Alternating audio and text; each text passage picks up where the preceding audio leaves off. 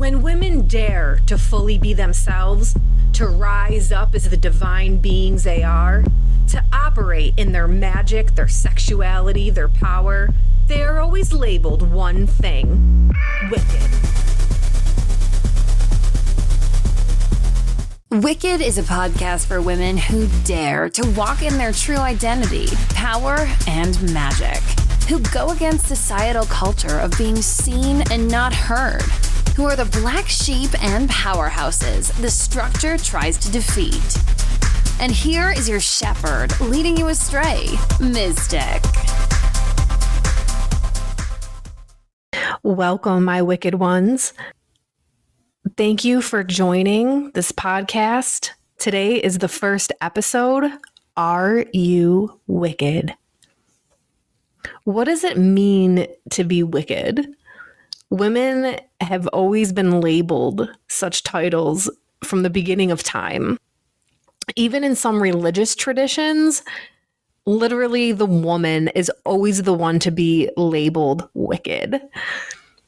Eve is the wicked one who ate the fruit and rebelled against God, who caused Adam, the victim of the woman, to fall. It's Eve who is the reason that we have painful childbirth, right?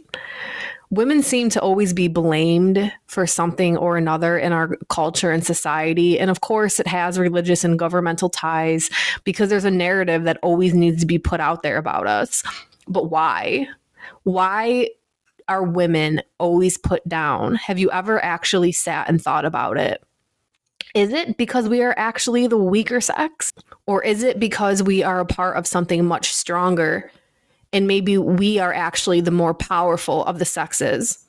I'm not trying to start a debate in sex wars of who's the better one, but when religions and governments and authorities from the beginning of time are constantly focused on one people group to keep them down, generally it's because they're incredibly powerful and they need to convince this group of people that they are weak so that they can be controlled. Patriarchy would not exist if women didn't accept it as truth. Patriarchy is in every creak and crack of everything that we eat, sleep, and breathe.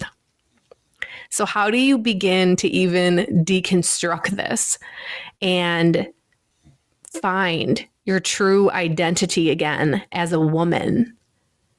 How do you even begin to define what a woman is?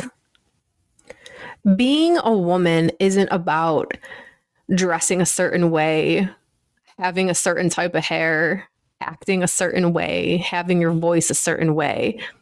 This is just a societal construct of what makes a woman. Being a woman comes with extreme baggage from the beginning of time to the first woman.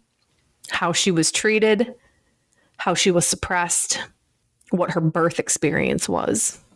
There has always been an attempt made to pull down the power of the woman, to hide it, to water it down, to make it so it can't be seen. I'm sure all of us have our own stories surrounding this. I bet you can think back to a time when you were little and you were just being you, and someone, whether it was your mother or your father or a stranger or an aunt or an uncle, a priest, a whoever, told you to tone it down.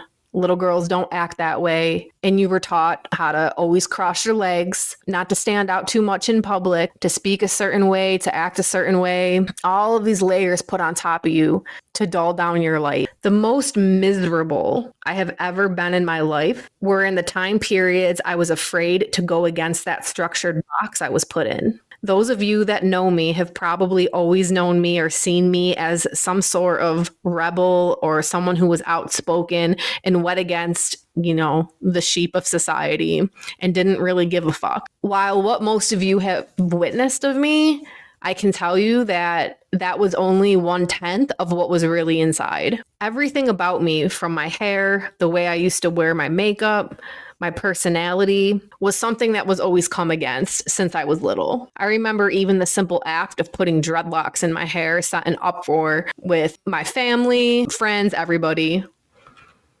I can remember being 17 and applying at a job at a restaurant, and they told me I needed to cut my hair in order to get a job there.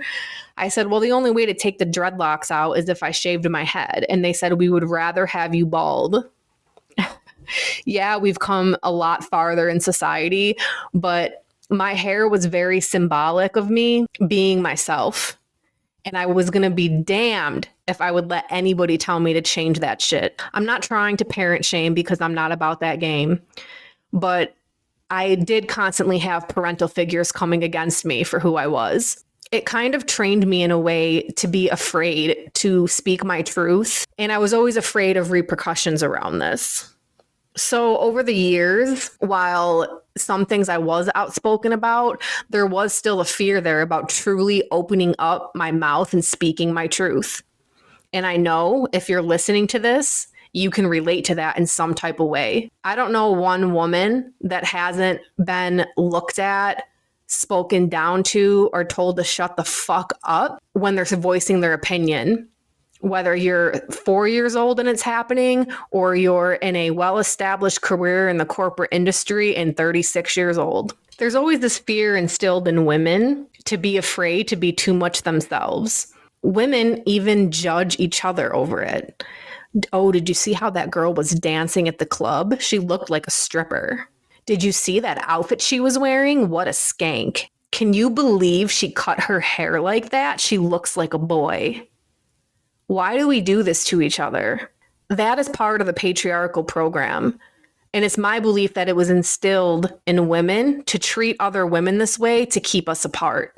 The most powerful thing you can come across is a group of women who don't give a fuck what anyone has to say about them and support each other in doing so.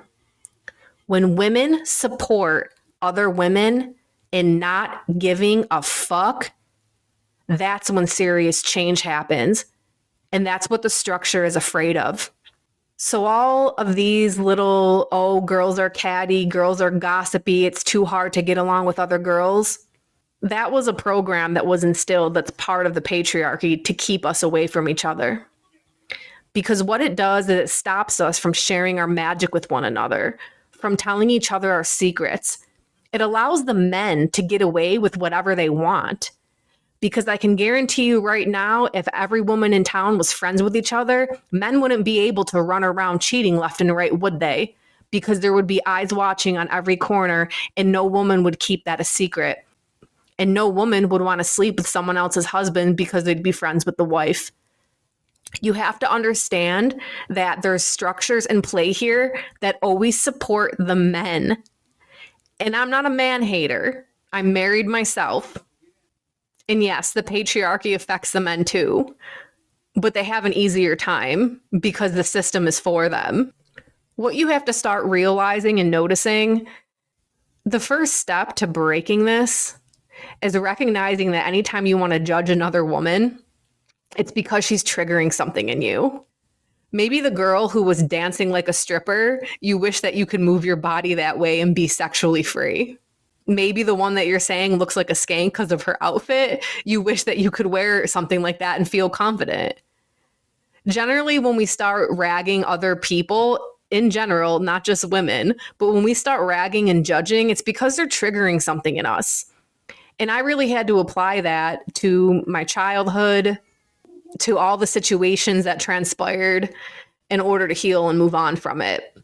Because my outgoing personality, the way I talk, the way I dressed, whoever that triggered enough for them to say something or to come against me, especially as a little girl, all it was bringing up their own fears and their own shortcomings. When people come against you in life, my wicked woman, you have to remember that a lot of times they're just trying to pull you down to their level because they don't feel good about themselves. You also need to know that you can only energetically receive something that you're an energetic match to. So naturally, when people walk around and they want to communicate with someone or be around somebody, they will speak to that person in a way to either bring them up to their level or down to their level. And you do this so you can have a resonant frequency with them. But your job, my dear lady, is to not ever lower your energetic field, your energetic vibe for anybody. Stay true to who the fuck you are. And if you're on a journey right now trying to find out who that is, don't stop until you find her. Peel back the layers. Who were you as a little girl before mommy and daddy told you how to be? Who were you before someone stole your innocence? Who were you before the media, before Hollywood told you how to act, before the Disney princesses told you how to be? You really, really do have to peel all of this apart because your societal culture has built you up to believe that you need to think, act, and be a certain way in order to be an acceptable woman in this society. It's a bunch of bullshit. Don't care about making other people comfortable. Because when you're making other people comfortable, you are the one who's uncomfortable. And that's not a life to live. Never, ever lower yourself to somebody else's comfort zone. And this is another area where you need to also ask yourself, is the comfort zone you're currently staying in to keep other people comfortable? Or is it truly your own comfort zone? There's layers here. The very fears that you're going through right now that are keeping you in said quote unquote comfort zone could truly just be the structure put there by somebody else to keep you down, to keep you in a certain space. My wicked woman, you need to break out of this. You need to go in and find your wickedness, to rebel against that system, to rebel against the cage you were placed in, rebel against the religion you grew up with that stops you from being the true you, the structures your government puts out to keep you in a system that feeds them. Nobody is coming to set you free. Nobody has the key to the cage except for you. I've been on this journey long enough to know that every chain I had on my body holding me back was put there by me. Other people may have given me the idea of the chain, but it was my choice to put it around my ankle. Layer by layer and ankle by ankle and chain by chain, I've taken the key and set myself free. This isn't an overnight process. It could take you years, but as soon as that first shackle is released, my sister, that feeling right there will get you addicted, and you'll want to remove more and more and more. Stop living below your potential. Simply because you're a woman, you are a motherfucking miracle, and don't ever let anybody tell you anything otherwise. You, woman, have the divine ability to make a spirit into physical flesh and birth that spirit made flesh through your pussy. Ooh, I said a word there that's wicked, didn't I? That's a whole other podcast topic, though. See, the most magical thing on this planet is you, woman. Not only can you build a whole human and this universe would not exist without you, your body makes the honey nectar that feeds that baby into a grown human that it solely relies on for nourishment, and it doubles, triples in weight off of it. You powerfully can roar a human into existence, and the system tries to steal that from you too. There ain't nothing more powerful than a woman who's awakened to the magic of her body, whose mind is intellectually free, whose voice is loud and powerful. And these are all the things that are brainwashed and put down over your life to keep you where you are. If you want to live the life of your dreams, the one where you're actually happy, you can't focus on making other people happy. You have to focus on you. You can't be afraid to ruffle people's feathers with the things you say, with how you dress, with how you look, with what you do. You can't listen to the people who want to keep you down. You need to be daring, outspoken, lit up, unapologetically you. You can't be afraid to to be labeled wicked. My passion in life and with this podcast is to awaken every fucking woman that listens to this to her true potential. The sleeping dragon inside her body that is begging to be released. To help you to peel back the layers and figure out who the fuck you really are. To help you stand in your power and rise up and defeat the structures that have been holding you back. To help you to even realize that you've been in a fucking cage all these years. I promise you, woman, when you free yourself, you'll never go back. And the more free you become, the more you will recognize the chains and the blinders and the cages that are set up for you and your daughters in this society.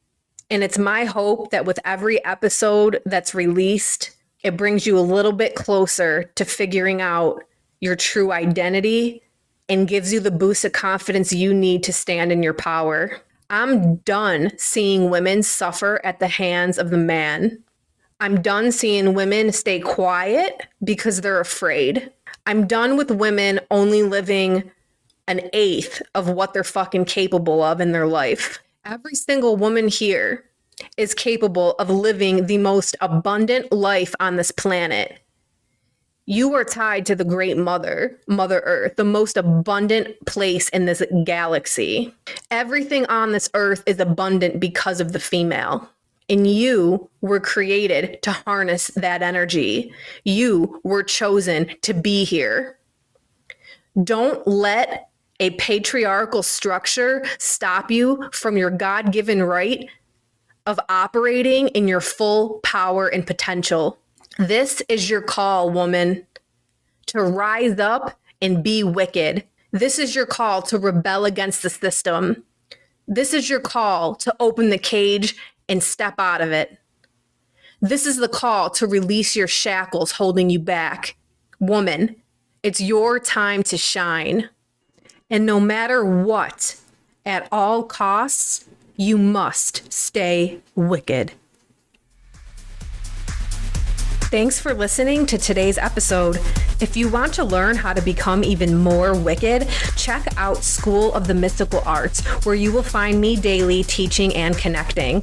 Be part of a community filled with other badass women supporting each other and manifesting their dreams. SchoolofTheMysticalArts.com. A link to a 3-day free trial is in the show notes. I'll see you there.